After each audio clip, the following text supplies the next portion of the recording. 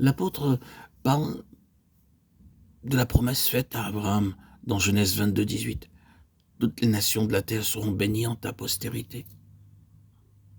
Tous ceux qui descendent d'Israël ne sont pas Israël. Romains 9, 6. Tous les enfants naturels d'Abraham ne sont pas Israël. Israël ne comprend que les enfants spirituels d'Abraham. Paul écrit, il n'est pas dit et aux postérités, comme il s'agissait de plusieurs, mais en tant qu'il s'agit d'une seule, et à ta postérité, c'est-à-dire à Christ. Galates 3, 16. Ce n'est pas aux nombreux enfants naturels d'Abraham, mais aux enfants spirituels, c'est-à-dire Christ et les compagnons de Christ. Ésaïe s'est écrit, il verra une postérité, il verra du travail de son âme, du fruit du travail de son âme. Ésaïe 53, 10, 11.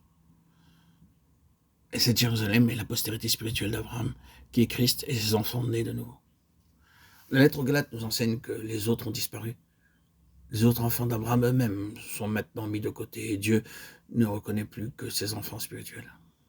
Cette pensée est reprise dans la phrase qui a gouverné toute notre méditation. C'est pourquoi, frères saints, compagnons d'une vocation céleste, nous sommes devenus compagnons de Christ. Si nous tenons ferme jusqu'à la fin, notre assurance première. Hébreux 3, 1 et 14. L'Israël spirituel et céleste est appelé compagnon d'une vocation céleste. Et nous nous arrêtons sur cette vocation céleste. Quelle avait été dans ce monde l'intention de Dieu concernant le premier Israël?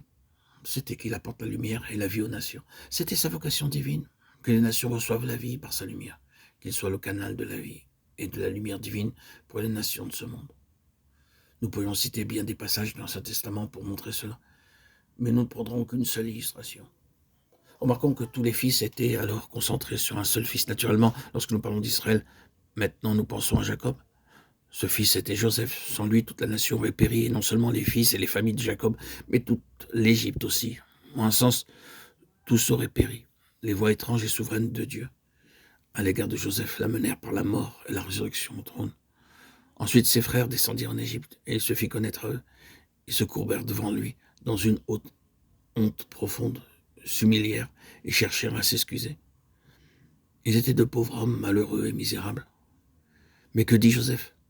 Ne vous affligez pas et n'ayez pas de regret de ce que vous m'avez vendu pour être conduit ici, car c'est pour vous. Conservez la vie que Dieu m'a envoyée devant vous. Genèse 45, 5. La vie et la lumière ont été données non seulement à toutes les familles de Jacob, mais à l'Égypte, au monde, par Joseph. Il était le représentant de tous ses frères. Dieu avait fait cela de lui. Et il présente cette vérité que Dieu avait voulu pour tout l'ancien Israël, qu'il soit un ministre de vie et de lumière pour le monde tout entier. C'était la vocation d'Israël et ce qu'il devait être dans l'ancienne dispensation.